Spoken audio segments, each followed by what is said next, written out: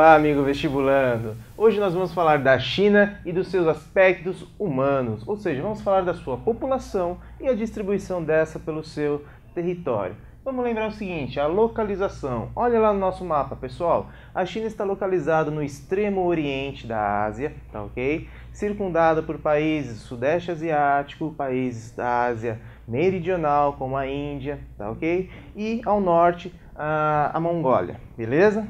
Seguinte, volta aqui. Vamos para algumas características geográficas da nossa China. Primeiro, a sua dimensão.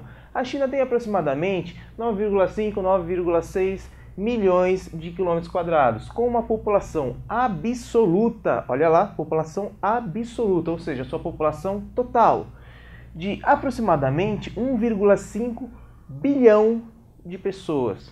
Vou repetir, 1,5 bilhão de pessoas. Meu amigo, respira fundo, vai. Só nessa sua respirar já nasceram mais uns 28 chinesinhos, meu amigo. Vamos lá.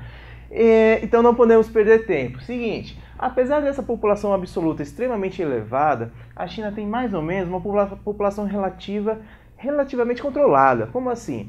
A população relativa é a distribuição do número de habitantes por área. No caso da China, vai ficar algo em torno de 130 habitantes por quilômetro quadrado. Então a China não é dos países mais povoados, mas é o mais populoso do mundo. Por quê? Tem uma elevada população absoluta, ok?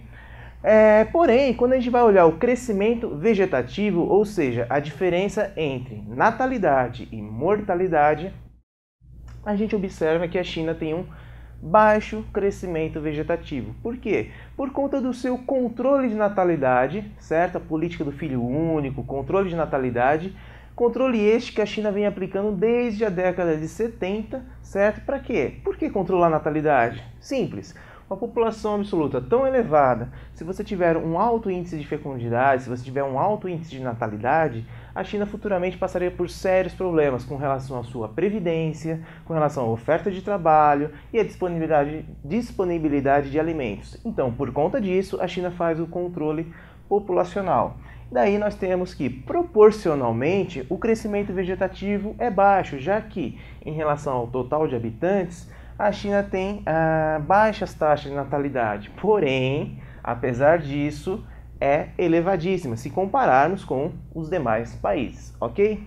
Se você voltar lá no nosso mapa, você pode reparar que a China, a gente pode dividir ela em duas partes, oeste e leste, para a gente falar sobre população.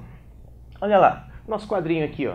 No oeste, a China apresenta grandes vazios demográficos. Por quê? Por conta dos desertos e dos planaltos, das montanhas, ou seja, pelas adversidades climáticas, adversidades do relevo, ok? E na porção leste do território chinês, a gente já tem uma alta densidade demográfica. Por quê? O que favorece a população se fixar mais na porção leste da nossa China? Bom, por conta das planícies, certo? As planícies aluvionais, a presença de solos férteis e mais ali na região central, indo para o leste, certo?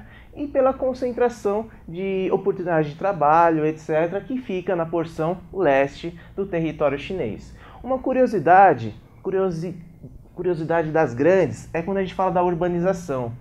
Gente, apesar do tamanho da China, apesar da China ter a maior população urbana do planeta, ela ainda é um país predominantemente rural, certo? Por que rural? Porque 60% da sua população está presente na área rural, certo? E em algumas aldeias, mas ainda assim ela possui a maior população urbana do planeta. Tá legal, pessoal? Fica aí a dica de estudos para a China, para o seu vestibular. Abraço, tchau!